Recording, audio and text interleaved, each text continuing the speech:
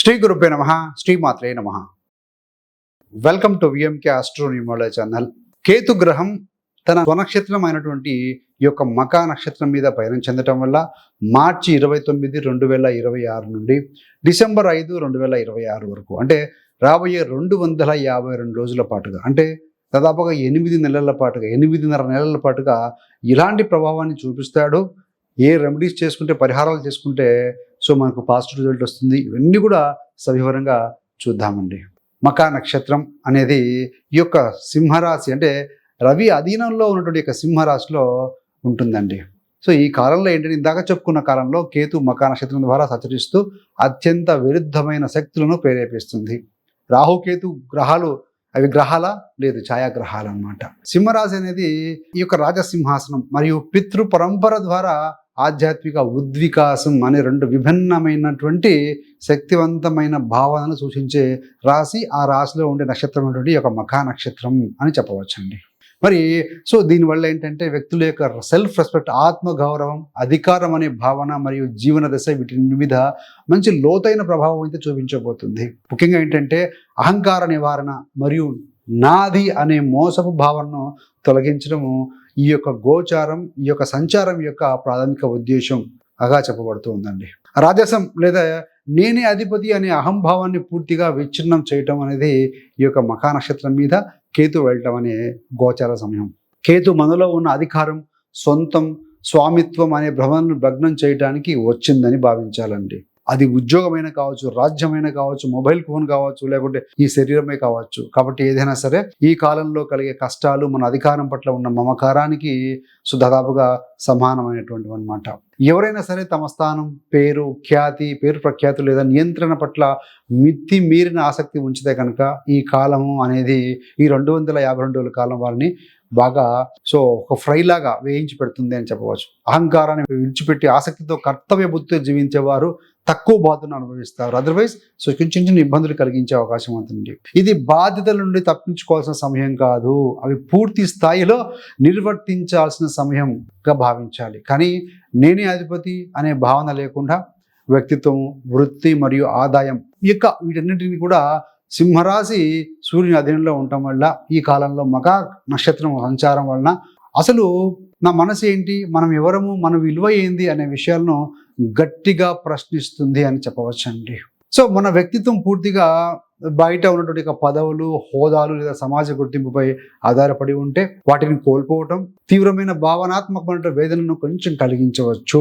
ఉద్యోగ రంగంలో కానీ, ప్రపంచ ఆర్థిక వ్యవస్థలో కానీ పెద్ద మార్పు వస్తుందని ఈ యొక్క గోచారం సూచిస్తుంది.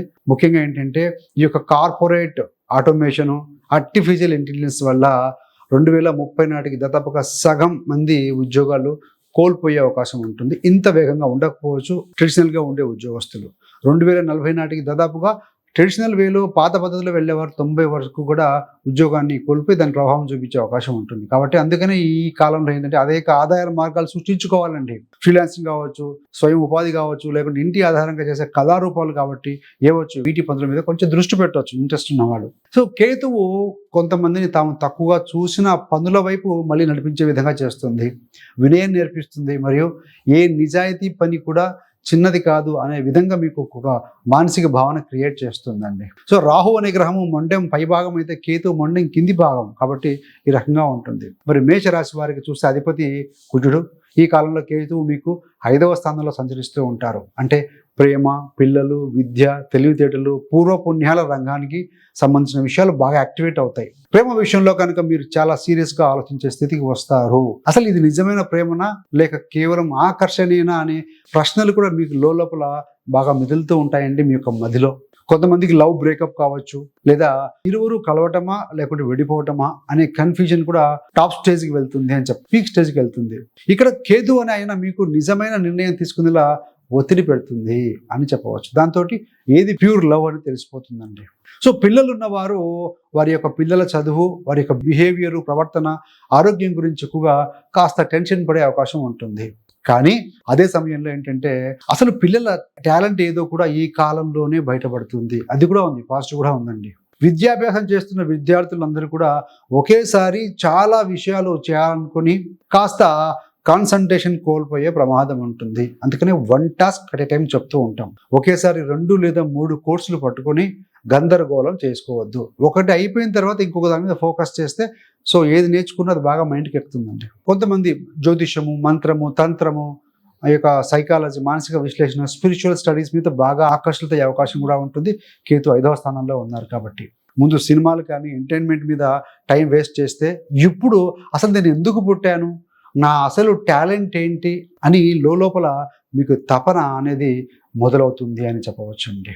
మరి మేషరాశి వారికి సంబంధించి పరిహారాలుగా ఏం చేసుకోవచ్చు అంటే ప్రతిరోజు గాయత్రి మంత్రం పఠనం చేయడం, లేదా మీకు ఇష్టమైన దైవ మంత్రాన్ని కనీసం 21 సార్లు జపించండి. పిల్లల కోసం అక్షరాభ్యాసం లాంటివి కావచ్చు, విద్యా దానాలు కావచ్చు, పుస్తక దానం కావచ్చు, పెన్నులు ఇలా దానాలు చేయడం వల్ల కూడా మంచి ఫలితం ఇస్తుందండి. సన్యాసులకు, సాధు సంతులకు హెల్ప్ చేయండి, బాగుంటుంది. అత్యంత ముఖ్యమైన విషయం ఏంటంటే ప్రేమలో, అదేవిధంగా పిల్లలపై ఈ యొక్క రిజల్ట్పై అతి తీవ్ర మమకారం ఉంటే తగ్గించుకోవాలి. మీరు కర్తవ్యం చేయాలండి. పనిని భగవంతుడు చూసుకుంటాడు. భక్తితో కనుక మీరు ముందుకు వెళ్తే ఈ కేతు సంచారం అనేది మీకు ఆశీర్వాదంగా మారుతుంది. ఎలాంటి ఇబ్బంది ఉండదు. వృషభ రాశి వారికి ఈ యొక్క కేతు గ్రహ సంచారం ఏ విధంగా ఉంటుందయ్యారంటే కేతు మీకు 4వ స్థానంలో సంచరిస్తూ ఉన్నారు. 4 అంటే తల్లి, ఇల్లు, వాహనము, ప్రాపర్టీ, మనశ్శాంతి, సో చదువు కూడా, ఈ అన్నింటినీ కూడా టచ్ చేస్తుంది. వీటి మీద ప్రభావం అధికంగా ఉంటుంది. మీ యొక్క ఇంటి వాతావరణము ముందులా గతంలో కంటే కూడా కొంచెం కంఫర్టబుల్గా అనిపించకపోవచ్చు. కేతు 4th హౌస్లో ఉన్నారు కాబట్టి, స్వనక్షత్రం మీద మఖా మీద ఉన్నారు కాబట్టి హఠాత్తుగా ఇంటిని మార్చుకోవాలి, రెంట్కు వెళ్ళాలి, లేదంటే ఇంట్లో రెనోవేషన్ వంటి కార్యక్రమాలు మొదలుపెట్టే అవకాశం కూడా ఈ సమయంలో బలంగా కనపడుతూ ఉంది. వాహనం రిపేర్ రావచ్చు, వాహనం మార్చుకునే అవకాశం కూడా కనపడుతూ ఉంది. అమ్మగారి ఆరోగ్యం లేదా వాళ్ళ మైండ్ సెట్ పట్ల మీరు ఎక్కువగా జాగ్రత్త చూపించాల్సిన అవసరం ఉంది. చిన్న గాయాలు కావచ్చు, బీపీ, షుగర్ లాంటి విషయాలను కూడా ఈ సమయంలో లైట్గా తీసుకోకుండా హెల్త్ చెకప్ చేసుకోవడం ఉత్తమం. ముఖ్యంగా ఏంటంటే మీకు మెంటల్ పీస్ కోసం అంటే అలసలు లేకుండా వాతావరణము మార్చుకోవాలన్న ఫీలింగ్ కూడా వస్తుంది. ప్రశాంతంగా లేదు, హ్యాపీగా ఉండాలన్న ఫీలింగ్ వస్తూ ఉంటుంది. ఒక చిన్న పిలిగ్రిమేజ్, నేచర్కు దగ్గరగా సమయం గడపడము, ఇలాంటి వాటి వల్ల కూడా కొంత హెల్ప్ చేస్తుందండి. స్థిరాస్తి విషయంలో ఏంటంటే కొనుగోలు లేదా అమ్మకము ఇలాంటి వాటి విషయాల్లో లీగల్గా పేపర్ వర్క్ చెక్ చేసుకొని ముందుకు వెళ్ళొచ్చు. లేకుంటే కొన్ని విషయాలు స్లోగా మూవ్ అవ్వచ్చు, కొన్ని ఆగిపోవచ్చు కూడా. సో ఏది ఏమైనా ఇది దేవుడు మీకు ఏంటంటే మనకందరికీ కూడా బాగా ఆలోచించి సరైన సమయంలో సరైన నిర్ణయం తీసుకోవాలన్నట్లుగా ఇస్తున్న సమయంగా మనం భావించాలి. వాహన విషయంలో కూడా జాగ్రత్తగా ఉండాలండి. ర్యాష్ డ్రైవింగ్ కానీ, టెన్షన్లో కానీ డ్రైవ్ చేస్తే చిన్న యాక్సిడెంట్స్ కూడా వచ్చే అవకాశం ఉంటుంది. ఈ యొక్క వృషభ రాశి వారికి ఈ కేతు స్వనక్షత్రం మీద చతుర్థంలో ఉండటం వల్ల ఏది ఏమైనా ఈ కాలం మీకు ఒక పెద్ద ప్రశ్న వేసేలాగా ఉంటుంది. నా అసలు శాంతి ఎక్కడ ఉంది?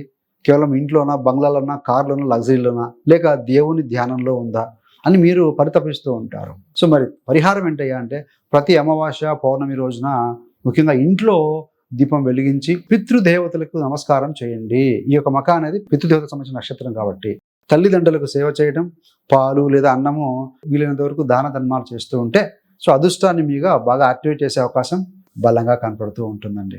మిథున రాశి వారికి కేతు గ్రహ సంచారం మఖా నక్షత్రం మీద ఏ విధంగా ఉంటుందయ్యా అంటే మిథున రాశి వారికి ఈ కేతు సంచారము 3వ స్థానాన్ని యాక్టివేట్ చేస్తుంది.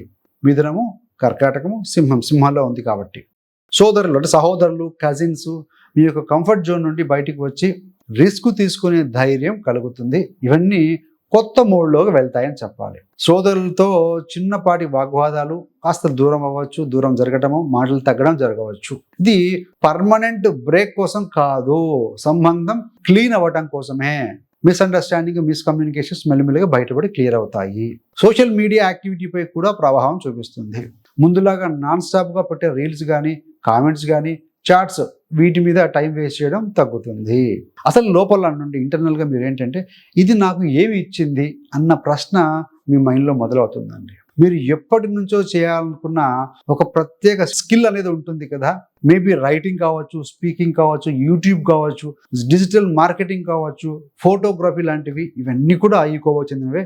ఈ కాలంలో అదే లైఫ్ పర్పస్ లాగా కూడా కొంతమందికి కనిపించి సో దాన్ని ప్రొఫెషన్ లాగా తీసుకునే అవకాశం కూడా కనపడుతుంది. చిన్న ప్రయాణాలు, ఆఫీస్ ట్రిప్స్, లేదంటే మీ సొంత గ్రామం, సొంత టౌన్కి వెళ్ళడం, ఇవన్నీ ఫ్రీక్వెంట్గా జరిగినా కొంచెం విసుగు కలుగుతుంది. కొన్ని ట్రిప్స్ మీరు క్యాన్సిల్గా కూడా చేసుకునే అవకాశం ఉంది. సో మేబీ మరి పరిహారం ఏంటయ్యానంటే స్కిల్ డెవలప్మెంట్ చేసుకోవడం కోసం కేతు ఉపాసనగా తీసుకోండి. ఈ సమయాన్ని ప్రతిరోజు కనీసం ఒక అర్ధగంట అయినా సీరియస్గా ఏదో ఒక స్కిల్ ప్రాక్టీస్ చేస్తూ ఉండండి. తృతీయంలో ఉంది కాబట్టి మరి సహోదరులకి, ముఖ్యంగా కజిన్స్కి సాధ్యమైనంత వరకు ఎమోషనల్ సపోర్ట్ ఇస్తూ ఉండండి. వాళ్ళతో సీరియస్గా కూర్చొని మాట్లాడండి, వాట్ ఈస్ వాట్ అని. ఇదే మీకు మంచి ఒక కర్మ సేకరణ లాగా అవుతుందండి. సో డిటాచ్మెంట్ చేయకుండా ఉంటుంది కాబట్టి తృతీయంలో, సో దాని కూడా బాగుంటుంది. ఏదైనా అగ్రిమెంట్స్ చేసుకునే ముందు కూడా మీరు దయచేసి 1-2 సార్లు చెక్ చేసుకునే మీరు సంతకాలు పెట్టడం లాంటివి చేస్తూ ఉంటే బాగుంటుంది.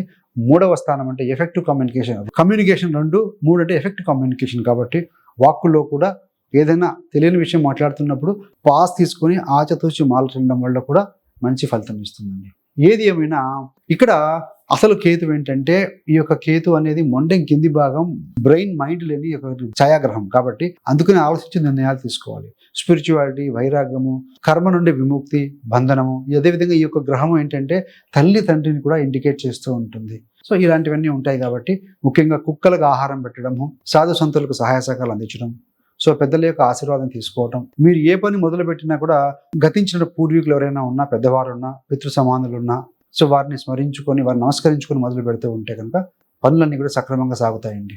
So thanks for watching. ఇలాంటి మరిన్ని మంచి మంచి వీడియోల కోసం VMK astro numerology channel subscribe చేసుకోగలరు. పక్కనున్న బెల్ సింబల్ మీద క్లిక్ చేస్తే మేము చేసే ప్రతి వీడియో కూడా నోటిఫికేషన్ ద్వారా మీ దాకా అందుతుంది. అంతేకాకుండా మీకు కానీ మీ యొక్క బంధుమిత్రులకి ఎవరికైనా సరే జ్యోతిష్యం నేర్చుకోవాలని ఆసక్తి ఉంటే కనుక this is the best time అండి. సో అలాంటి వారి కోసం 30 days astrology beginners course release చేశాము. సో ఇక్కడ ఏంటంటే మీ యొక్క కంఫర్టబుల్ టైంలో, కన్వీనియంట్ టైంలో కూర్చొని నేర్చుకునే విధంగా కోర్స్ డిజైన్ చేయడం జరిగింది. మీరు జీరో నాలెడ్జ్తో వచ్చినా సరే 30 days తర్వాత మీ యొక్క గోచారం కావచ్చు, మీ యొక్క జాతకం కావచ్చు, మీ దశలు కానీ మీరే చెక్ చేసుకునే విధంగా సో ఆ ప్రోగ్రామ్ అలా డిజైన్ చేయబడిందని చాలా మంది జాయిన్ అయ్యి హ్యాపీగా సక్సెస్ఫుల్ నేర్చుకుంటూ ముందుకు వెళ్తున్నారు. సో మీరు అలా ఇంట్రెస్ట్ ఉంటే అలాంటి వారి కోసం ఈ యొక్క కోర్సు లింక్ను డిస్క్రిప్షన్లో ఇవ్వడం జరుగుతుందని గమనించగలరు. సర్వేజన సుఖినో భవంతు. స్వస్తి.